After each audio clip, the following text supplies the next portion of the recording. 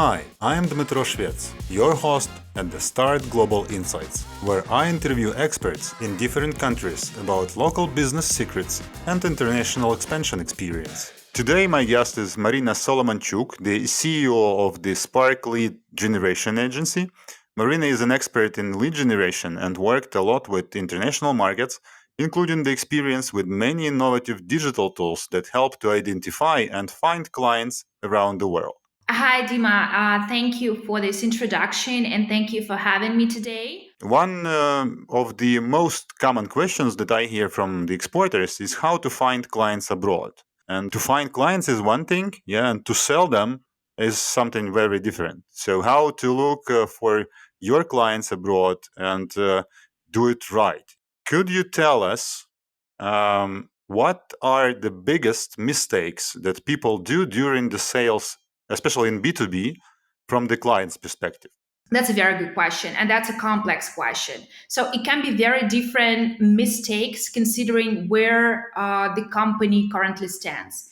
Meaning they may not have ACP work through, or when the company is short on staff and can simply handle the lead funnel. But one of the most significant issues is changing the strategy way too often. For example, when the company does its lead generation in-house and expect to see a flow of sales ready leads like in 1 month, simply won't happen. And when it's not the case, they do a lot of stuff. They change the approach, may replace people, do a lot of other operational workloads. So if you start to do the outreach, you should be honest with yourself and understand that it will take some time to ramp up. And for some companies that have a complex product or the complex industry, it may take months. So that's something that should be put into your KPI planning. So that means that you should not expect the quick results and be more long-term thinking, yeah? Yeah, absolutely. So that's about the strategy, the approach that will take some time, and you should be patient during this time and understand that some things, no matter whether you do the outreach or the lead generation in house or do you outsource this resource, that will take time. Yes. Just for our listeners that are not in this terminology, could you please explain? You mentioned at least two terms. One is Sure. the ICP, and the second one is outreach. Yeah. So ICP or ideal customer profile, that's basically who are you looking for to sell to. That's your ideal buying persona, ideal job title or job role in some specific country, industry, or geography. That's something that you should have in mind for yourself first before you start doing something. With help or yourself, that's your ideal client. The client, not just you would like to sell to generally, but the client that really might need your product and might bring you money. That's in a short way. And Clear? yeah, and another one, the outreach. That's basically the process of reaching out the audience, this ICP contacts that you have with a cold in a cold way. So basically, with the way when they don't know anything about you, and you start emailing them or calling them or sending requests by LinkedIn, that's basically the process. Okay, clear. Yeah, so that's totally understandable now. Let's talk about the lead generation process. Yeah, so how to generate the list of your potential clients. There are many offers to sell you a database, for example, of clients. You can actually download that from different database portals. What's wrong with that? Is it enough to have that, or you should do something about that? Yeah, in my opinion, it's definitely not enough. So there are a lot of vendors that provide this type of databases to purchase, and there are also several blockers to using them effectively. The first and foremost is data accuracy and quality. So back in the past, when I was working in marketing, and my goal was to expand the audience to found the database, I was researching the this market of providers and databases. And what they usually do, when you're just in the research phase, they offer you some free sample with some amount of contacts which look legit, and you like it. You think, well, this might work. And when you purchase or buy the full list, and you may find out that the contacts are incorrect, the phone numbers or emails are incorrect, or people, they just simply don't work there anymore. So that's one thing. And another thing, that even though the phone number may be correct, and you may reach someone, that's a general office number, so you won't it's simply impossible to reach your desired contact because it's just a general phone number. And even though, if you're lucky enough to get a clean and accurate database, you need to have a strategy, a communication strategy, outreach strategy for them. Otherwise, converting this contact to your sales prospect is mission impossible. So when you think to purchase this, it may seem low investment database versus engaging someone to do the lead generation, to the outreach for you. You need to actually compare the risks that comes with this, because it's just a data, and it's a very it's a matter of a matter of luck whether you will be lucky enough to get a good one, and you definitely need to understand what to do with it. So in my opinion, it's not enough, and you should be very, very cautious about it. So in fact, this is just a piece of tool in the whole strategy that you need to use. Yeah, and there are other ways to get these contacts and be more sure that you are doing that in correct way. You should do your homework before this lead generation, before getting this database of clients. You mentioned ICP, yeah, so the ideal customer profile. So you need to understand your client and whom you are selling to. Especially in B2B, this is a more complicated question because you are selling not to the company, but you are selling to the people, and you need to understand what people inside of this company are your clients. What should else be done prior to this contact list or Definitely, it's about ICP first. So knowing your audience, knowing who to sell to or who to engage to. And for example, if we expect the client to have this when they start working with us, but so there are cases when they just have the general idea but do not have something structured in place. So we help them during this process. We help them to structure the ICP or prioritize job roles, because there might be so many in the brief, and we need to understand who we want to reach first, second, and so on and so forth. Another thing is definitely get the contacts ready, and that's not about just using one database. That's about a deep research based on the ICP, the geography, again, the job titles. Here at Sparkly, we use different tools to get an accurate database.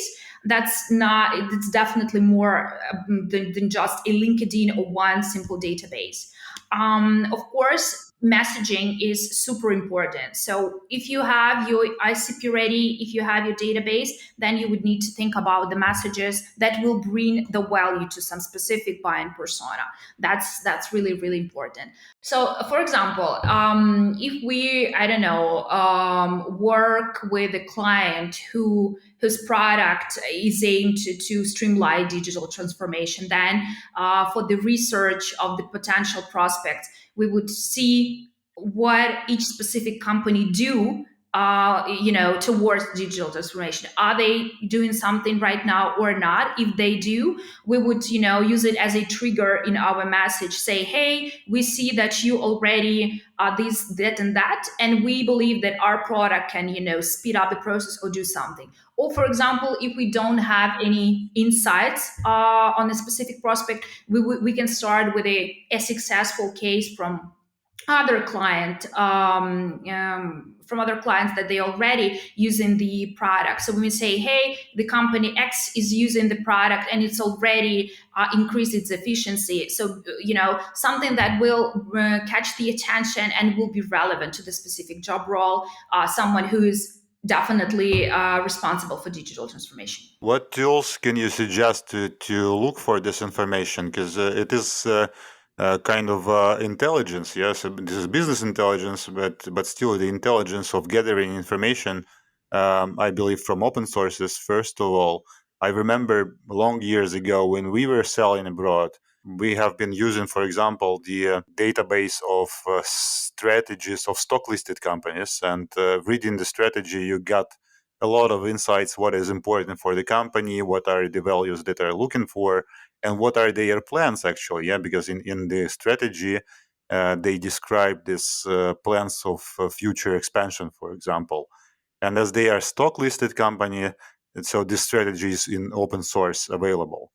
What to do if this is not a stock listed company? Yeah, so if your client is not publishing their reports, Mhm. what kind of tools, digital tools or sources you can use to dig this information out? Yeah, you may still use some open sources. I mean, just simply Google what is happening with this company, any recent news, acquisitions, hirings, or layoffs whatsoever. Something to give you more information. But also, as I mentioned, we use platforms that provide databases, but not only on the contact level and email, phone, but they also give some insights of what happening with this contact, whether he or she was promoted, what's happening with the companies. So we also use this intelligence while building the messages. Sorry to interrupt you, but what are these magic tools? As far as I understood, they are not only giving you the database of the contacts of the company, but also some insights what is going on with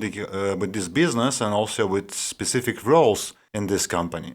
Yeah. So, for example, like there are a lot of these platforms on the market. They actually have some local specific. Some are more good with U.S., Canada market. Some are more suitable for European markets. From my experience, I think the most proven are ZoomInfo and Seamless AI. So they give you a very comprehensive overview of on a contact level, on the company level. For those who are listening now, you can find the links to the mentioned tools in the description of this episode. I also remembered one case when we interviewed our clients, and we found out that actually the specific roles in the company, they have KPIs be present in media, and in that case, that was CIO. So they needed to publish interviews and articles in different newspapers and magazines. So I believe that the media could be also a great source of information and insights about your clients. Absolutely. And that's, I would say, super important when you follow the account based marketing approach. So basically, you have a very specific accounts or companies that you would like to target. And you get the information from different sources, and definitely the one you mentioned, the interviews with C-level executives are also there. So that's even more deep level of expertise that you should have before reaching these specific accounts. So if we are speaking general, and we just have, I don't know, the geography, sea level whatsoever, company size criteria, that it's much easier. So I think at this level we don't need that many insights at the first stages, but definitely if we have a very narrow target, say these 50 companies only, then we will definitely need to deep dive. So it is like a step-by-step approach. Yeah. So you need to first to have this long list of clients, and then filter them out to in your funnel to those like qualified for your sales. Yes, because the system can give you a very a broad list, and it doesn't mean that you should send out emails to everybody the first time. Yeah, Yeah. you need to filter them out according to additional criteria. Mm-hmm.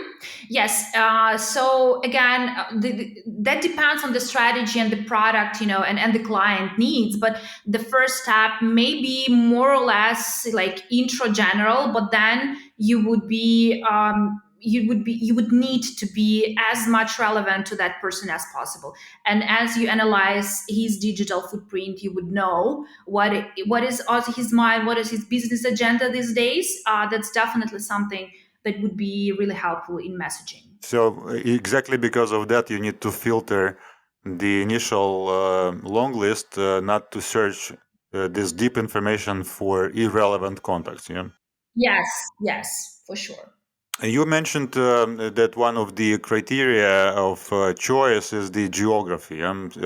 So the question is how does the geography or different cultures, yeah, or different international markets influence the process? Are there any difference in sales in different countries or approach of search for this long list of companies, etc.? Um, as businesses operate in a global market these days, I would say that there are actually a lot of similarities in the process of in the general process of the communication and of the sell itself. But definitely there are intercultural aspects that you should consider. I mean, just a very basic thing, but just avoid setting up the automated newsletter on Friday, let's say for some Middle East countries, since this just their day off. So these small things, they also matter. You should know your prospect or your client and know the culture and the country where they operate in, that's for sure. From my experience, using the local languages in your outreach strategy, something that works great. So if there is a resource on your side, as a agency to do that in local language, and a client also has a sales team that can sell in local language, that's a winning combination. That's definitely something that will increase the response, because English is great. It's used, everywhere. Specifically, IT industry, it's great. But again, you might just have better results or have the results faster if you use the local language. Coming back to this messaging, to the content, is it like one time email? Are you interested in our product and that's it, or you have to plan kind of a chain of messages? And how do you do it? Yeah, there's always about multiple efforts. I don't know the success case when everything happens from the first touch. It's a very rare story. So usually it takes multiple touches to convert a person, and it's not, again, the channels may be different. It depends from case to case, but the number of touches is definitely more than one. So we have, and I think that's more of a market practice, to have sequences built for the outreach. Even if you do this in-house, you would definitely need to have that. You would need to have numerous touches for numerous channels. For example, you would have a separate email or a sequence for the email, for your email channel, and you would have a separate content sequence for your LinkedIn and other channels. That's for sure. I think that you should also consistently plan what is in that messages, yeah, in these sequences, because usually what I receive from those people who I think that they are using the same tools that you use and they try to sell me, the next letter is like, well, have you decided already? Yeah, how have you looked at our offer? What do you think? And then in a week again, so we didn't hear from you, and we would like to still get the answer. Yeah, so this like poking the client is, I think, not a good idea. At least it doesn't work with me. Yeah, absolutely. So, well, you need to understand that sequence means repeating, but you should not be, repeat the exact message just with the other words. This is number one.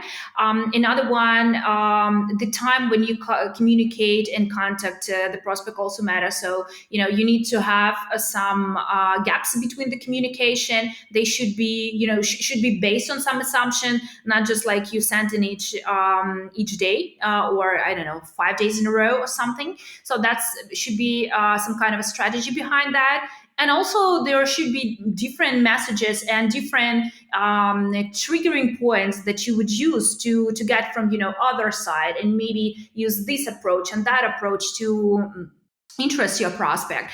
And that's not only about the messaging but also about the formats. Say if we're talking about LinkedIn, you can send a message, you can record a video, you can record an audio. So there are even different formats that you should use to not to be boring outreacher, but to bring the value really. I recently listened to some podcasts. I don't remember which one, and there was a really interesting message. When you communicate to your client, you should be interesting to them. Yeah, so you cannot push or make them like your product or the message. You should give them something that would be really valuable and interesting, and maybe even entertaining. Yeah, in terms of invest their time in reading this message or perceiving this information. When we are sending something out, we're thinking about our product, our KPIs, how to sell that, but we forget to think or make this kind of empathy and to put ourselves in the client's shoes and to look at this at the same message from the client's perspective. Mhm.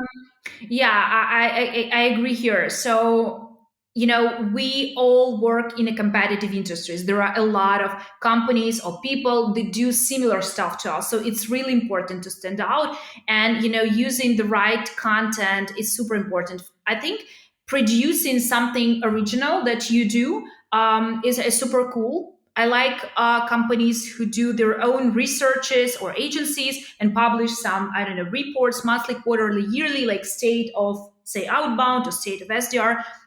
That's something that bring additional value. Not just it's not sells the service itself, but it also show that this company can give me some other value that I maybe not even expected. So I consider them as a expert in the industry, and they might caught my attention. Another thing is understanding which channels your audience in which channels your audience consume the content. So sometimes it's just LinkedIn, and that's fine, that's also possible. But for some clients and some industries, that's more digital formats. So probably you should adapt your content to those formats and do something on YouTube or record podcasts. That's something that should be also on your mind when you think about the content strategy. Yeah, and in some countries, even the paper mails are still popular. Yes. Yeah, absolutely. Yeah. I know. I was actually surprised because to me, America and United States are all were also. I had this idea that it's super advanced in so many ways, but I was planning an event back in my marketing experience. And I found out that it's super relevant to send like the printed agenda to some clients and to have the invitation printed and delivered across the United States. That was a surprising thing for me, but that works for those companies that work for these prospects to stay engaged with us. So we did that. Yeah. So you should really be mindful about that. And what about the cooperation of the sales department and marketing department?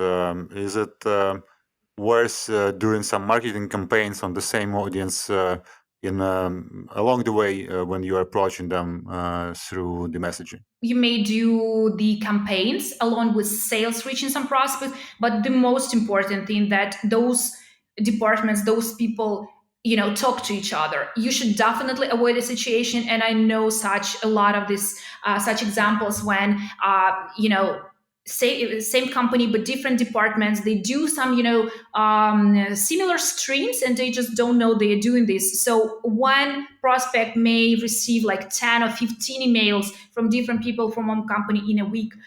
It results nothing like unsubscribe rate, complaints, so it won't help your business, it will damage it. So you should be aligned inside first on what you're doing and how you're reaching them. So that's really really important. Good. So again, you're coming back. So you need to prepare. You need to understand where you're selling. You need to understand who are your client. Then investigate or get this some analytics data about the client and his pains and possible jobs that he needs to be done. And then you plan your sequence of messages, and you also understand where the client consumes information, what are the channels, and then you plan the sequence of messages, and these messages should be different and valuable to the client. And what happens then? Then basically you see how it's working, and you also should be mindful of that. Not this is something you set up and just run and it's running itself, it bringing you results and bringing you leads and convert into sales. No, that's live process, and you evaluate that process, preferably weekly, I don't know, monthly, yourself, with your team, with your agency, whatever you're using in that process, and you understand what is working and what is not, who is more responsive and who is not, and why. Say maybe you will find out that someone really unexpected responds to your email, so maybe you should look into that category, in more detail. Or for example, you just understand that there is some blocker on the way, so messaging is right, but when the meeting happened, someone is not ready. So you should find these bottlenecks and try to eliminate them. So this is always an improvement process until you will see some deal closed, some money received, and you really know that, okay, this concept works for me. But again, this is not necessarily means that it will work 3 months later or 6 months later. The market, the needs, the companies, everything is changing really fast, so you should be always ready to that change, be flexible, and be up to date with the trends. It looks like you definitely need some help of digital tools to organize all this work. Yeah, so it is almost impossible to do in Excel sheet or in another table. What kind of tools do you use for that purpose? There could be various tools, really, but I think the most often used tools is the CRM. So many vendors, so many options on the market right now. They do have similarities. They give you a full overview, 360 degrees overview of what happening with this one single contact when it enters your database, and is it sales ready? Is it not? Is it on the nurture stage? Which touches already were already given to that contact? What he's more tend to respond to? What content? What events? So that's definitely analytics that you would need. And like using CRM platform, it's really easy because usually it has some dashboard options. So you just click on something, do some simple filtering, and you will see all the data. That's really easy, and that speed up the decision process. Mhm. So the key to success is actually the personalization. Yeah, so it's not just sending out the same messages to the whole bunch of your clients. Like, for example, I recently heard that we are cooperating with communication provider, and he sends out SMS to thousands of our clients, and it doesn't work, surprisingly. Though we actually delivered Mhm. information about our products to the client, but somehow he doesn't call us, and he is maybe even irritated that we contacted them with some information that is unvaluable for them at this moment. So the personalization is the key. Yeah, in the area when we are all limited on time and want to, fast resources, we need to be really, really mindful and prioritize those who are we reaching to and targeting to. We might, have a more narrow database, but we are sure that these are potential ones versus, just sending out 1,000 and thousand of emails just with a general message. Good. So it looks like what seemed to be a very simple and easy stage of the sales, just getting the database of your clients, appeared to be a very long journey and quite complicated, and that something that requires strategic thinking, creativity, and understanding your client. Yeah? And only then you are getting in touch with them to sell the goods or services. Yeah, that's true. That's amazing. Thank you for being with us. Thanks for sharing your information and your experience. And I think that there are a lot of peculiarities that you need to understand in this process more. So I hope we'll come back to that. Thank you very much for inviting me. It was great talking to you today and sharing the insights with the audience.